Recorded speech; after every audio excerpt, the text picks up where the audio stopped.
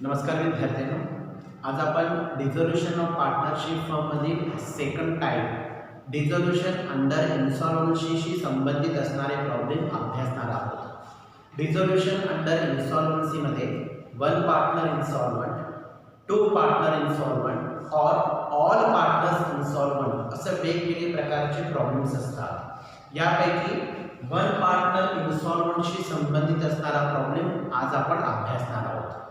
दिलेल्या भागीदारी संस्थेमध्ये जे पार्टनर्स असतात त्यापैकी एखादा पार्टनर दिवाळखोर झाला म्हणजे त्याचे असेट्स हे लायबिलिटीपेक्षा कमी असेल तर त्या दिवाळखोर झालेल्या पार्टनरचा जो काही कॅपिटल डेफिशियन्सी असतो तो कॅपिटल डेफिशियन्सी उरलेल्या सॉल्वंट पार्टनर्सना आणावा लागतो।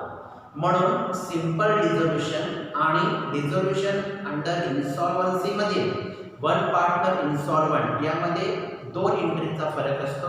एक जो दिवाळखोर झालेला असतो त्या दिवाळखोर झालेल्या व्यक्तीकडून त्याचे प्रायव्हेट असेट्स विकून काही कॅपिटलमधून काही रक्कम मिळते, त्याचे प्रायव्हेट असेट्स सोल्ड करून, आणि जो रक्कम तो आणू शकत नाही, जो रक्कम तो पे करू शकत नाही, जी लायबिलिटी तो देऊ शकत नाही कॅपिटल डेफिशियन्सीमुळे, तो कॅपिटल डेफिशियन्सी उरलेल्या दोन पार्टनर्सना आणावा लागतो त्यांच्या profit and loss sharing ratio प्रमाणे।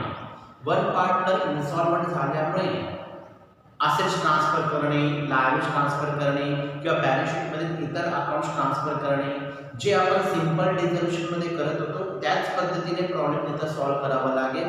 फक्त यामध्ये इन्सॉल्वंट झालेल्या व्यक्तीकडून त्याच्या प्रायव्हेट इस्टेट्स म्हणून काही अमाऊंट मिळणार आणि दुसरी एंट्री असेल जर त्याची कॅपिटल डेफिशियन्सी असणारच त्याची कॅपिटल डेफिशियन्सी ही उरलेले दोन सॉल्वंट पार्टनर्स ॲडजस्ट करतात। मग त्यासाठी ही एंट्री केली जाते कॅपिटल डेफिशियन्सी ऑफ इनसॉल्वंट पार्टनर। दिवाळखोर झालेल्या व्यक्तीची जी काही रक्कम तो आणू शकत नाही ती रक्कम आणण्यासाठी सॉल्वंट पार्टनरला त्यांच्या profit and loss sharing ratio प्रमाणे अमाऊंट आणावं लागतं।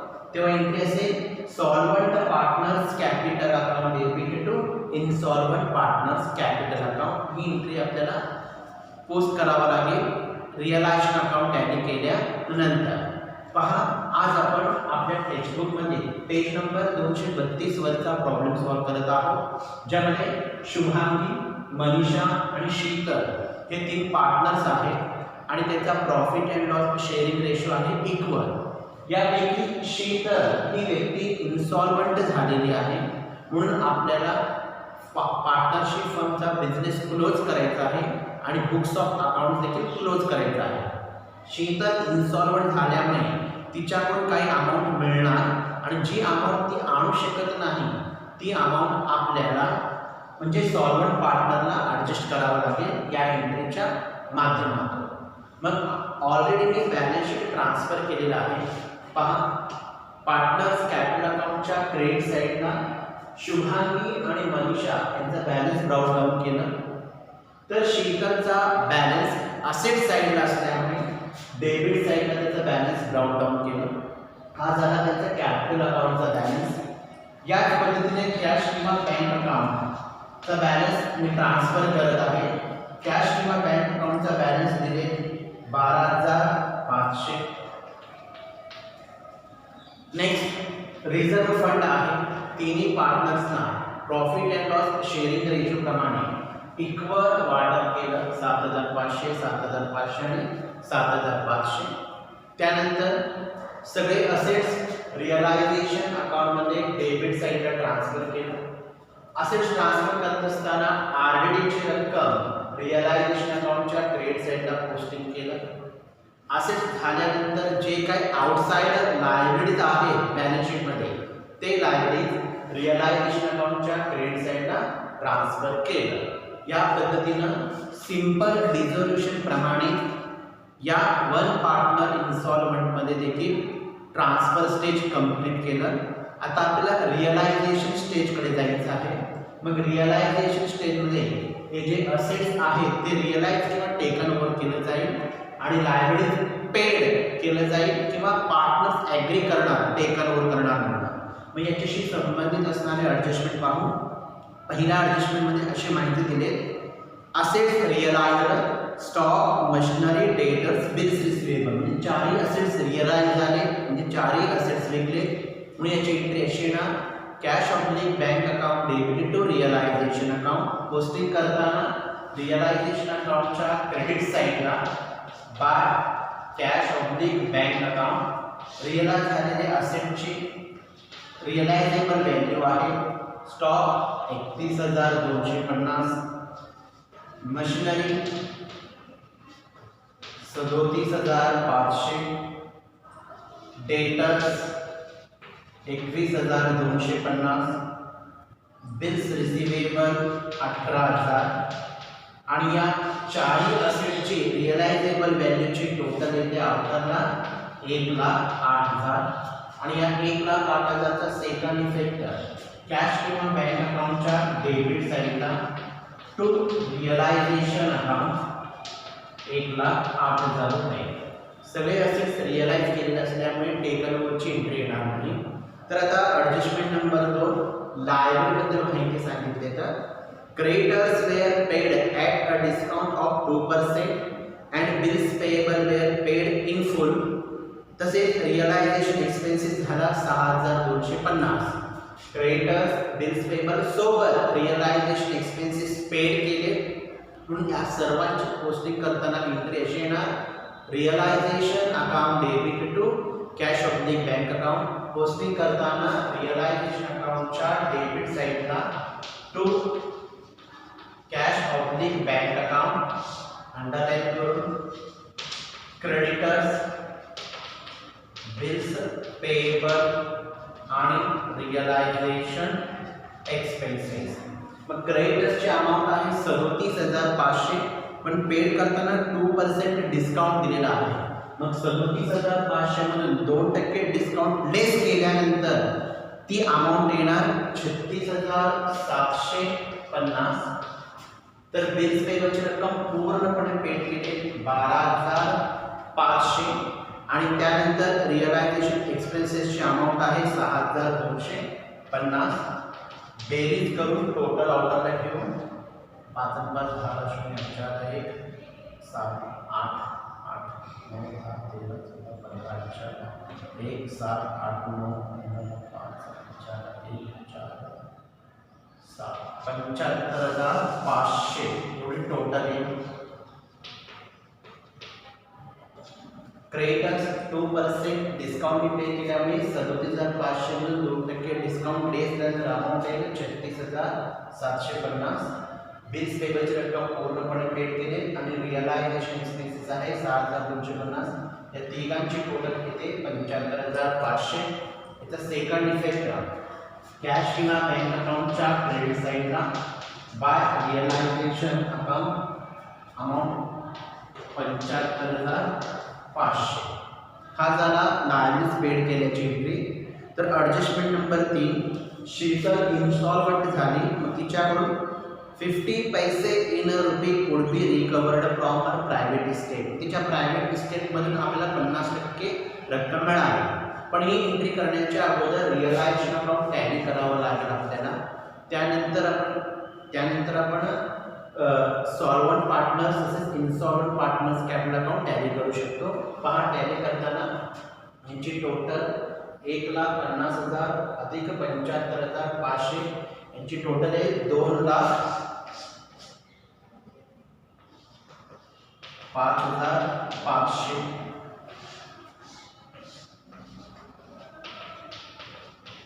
या 2,05,500 मधून क्रेडिट साइडची टोटल लेस केल्यानंतर लॉस ऑन रिअलायझेशन येते 45,000 मग शुभांगी मनीषा आणि शीतल या तिघांना इक्वल रेशो प्रमाणे 15,000 लॉस डिस्ट्रीब्यूट करायचं आणि या लॉसचा सेकंड इफेक्ट पार्टनर्स कॅपिटल अकाउंटच्या डेबिट साइडला टू रिअलायझेशन अकाउंट कंसामध्ये लॉस अमाउंट 15,000 15,000 आणि 15,000 या पद्धतीने आपण लॉस रिअलायझेशन अकाउंट टॅली केलं आणि अमाऊंट या ठिकाणी लिहिली. आता आपल्याला 50% अमाऊंट काढायचं आहे. पहा, शीतलचा अमाऊंट आहे 12,500 आणि 15,000. यांची बेरीज केल्यानंतर आपल्याला अमाऊंट मिळेल 27,500. शीतलची डेबिट साईडची टोटल. या 27,500 मधून क्रेडिटची टोटल 7,500 लेस करून मग अमाऊंट आला, बॅलन्स आला 20,000. 20,000 एवढी रक्कम शीतलकडून यायचं आहे. तर शीतलचं कॅपिटल डिफिशियन्सी 20,000 आहे. पण ॲडजस्टमेंट नंबर 3 मध्ये असं सांगितलं की या 20,000 पैकी शीतल फक्त 50%च कॅश आणणार आहे. मग 20,000चा 50% म्हटलं तर 10,000. एवढ्या 10,000 शीतलकडून मिळाला. Entry cash of the bank account debit to Sheetal capital account. Posting करताना कॅश बँक अकाउंटच्या डेबिट साईडला टू शीतल कॅपिटल अकाउंट 10,000 आणि सेकंड इफेक्ट शीतल कॅपिटल अकाउंटच्या क्रेडिट साईडला by cash of the bank account फक्त शीतलच्या कॉलममध्ये 10,000. मग 20,000 पैकी 10,000 शीतल पेड केल्यानंतर जो काही 10,000 उरला तो ॲक्च्युअल कॅपिटल डिफिशियन्सी या सॉल्व्हंट पार्टनरला म्हणजे शुभांगी आणि मनीषाला यांना त्यांच्या रेशो प्रमाणे ॲडजस्ट करावं लागेल. या प्रश्नामध्ये रेशो इक्वल आहे म्हणजे 10,000ची रक्कम शुभांगी आणि मनीषा समान, याचा 5,000 आणि 5,000 आणणार. याची ratio solvent partners capital account debit to insolvent partners capital account. म्हणजे पोस्टिंग करताना पार्टनर्स कॅपिटल अकाउंटच्या डेबिट साईडला to Sheetal's capital account equal ratio 5,000 5,000 आणि आता सेकंड इफेक्ट या पार्टनर्स कॅपिटल अकाउंटच्या क्रेडिट साईडला बाय शुभांगी कॅपिटल अकाउंट आणि बाय मनीषा कॅपिटल अकाउंट. शीतलच्या कॉलममध्ये 5,000 5,000. अशा प्रकारची एंट्री आपल्याला वन पार्टनर इन्स्टॉलमेंटमध्ये करावं लागतं, ज्याला आपण कॅपिटल डेफिशियन्सीची एंट्री म्हणतो. 2 एंट्री नवीन आहेत बघा याच्यामध्ये. एक म्हणजे हा जो ही शीतल आहे दिवाळखोर झाल्यामुळे प्रायव्हेट इस्टेटमधून 10,000 रुपये आणली आणि उरलेले 10,000 सॉल्व्हंट पार्टनर्सना ॲडजस्ट करावा लागला. या पद्धतीने वन पार्टनर इन्स्टॉलमेंट ट्रीटमेंट करायचं आणि शेवटी पार्टनर्स कॅपिटल अकाउंट नेहमीप्रमाणे टॅली करायचा आणि जो काही बॅलन्स कमी पडेल सॉल्व्हंट पार्टनर्सच्या अकाउंटमध्ये तो बॅलन्स कॅश किंवा बँक अकाउंटला ट्रान्सफर करायचं आणि कॅश किंवा बँक अकाउंट शेवटी टॅली करायचा. शीतलचा अकाउंट इथं ऑलरेडी टॅली झाला 27,500 27,500. मनीषाचा अकाउंट आणि शुभांगीचा अकाउंट टॅली करून शुभांगी आणि मनीषा यांची टोटल 70,000 क्रेडिट साईडला येते. तर मनीषाची टोटल क्रेडिट साईडला 45,000 येतो. या टोटलमधून डेबिटची रक्कम लेस केल्यानंतर शुभांगीचा बॅलन्स 50,000 येतो आणि मनीषाचा बॅलन्स 25,000 येतो. या दोघांचं सेकंड इफेक्ट कॅश किंवा बँक अकाउंटच्या क्रेडिट साईडला by Shubhangi capital account by Manisha capital account रक्कम 50,000 आणि 25,000. शेवटी कॅश किंवा बँक अकाउंट टॅली करायचं. दोन्ही साईडला टोटल सेम येते आणि सेम टोटल ते आहे 1,30,500. या पद्धतीनं वन पार्टनर इन्स्टॉलमेंटमध्ये आपल्याला बुक्स ऑफ अकाउंट्स प्रिपेअर करावे लागतात. इथं करत असताना 2 नवीन गोष्टी लक्षात ठेवून घ्यायचं. एक म्हणजे इन्स्टॉलमेंट पार्टनर्सच्या प्रायव्हेट इस्टेटमधून काही अमाऊंट मिळतो आणि जी अमाऊंट मिळू शकत नाही ज्याला आपण कॅपिटल डेफिशियन्सी म्हणतो ती अमाऊंट सॉल्व्हंट पार्टनर्स त्यांच्या प्रॉफिट अँड लॉस शेअरिंग रेशोप्रमाणे आणतात. त्यासाठी ही एंट्री करायचं. एवढा बदल सिंपल रिझोल्युशनच्या प्रॉब्लेमच्या सोल्युशनमध्ये आणि वन पार्टनरच्या प्रॉब्लेमच्या सोल्युशनमध्ये आहे. ते लक्षात ठेवून घ्या. या व्हिडिओसोबत या प्रॉब्लेमचा सोल्युशन PDF च्या फॉर्मॅटमध्ये पाठवत आहे. तो सोल्युशन तुम्ही तुमच्या वहीमध्ये लिहून घ्या. थँक्यू.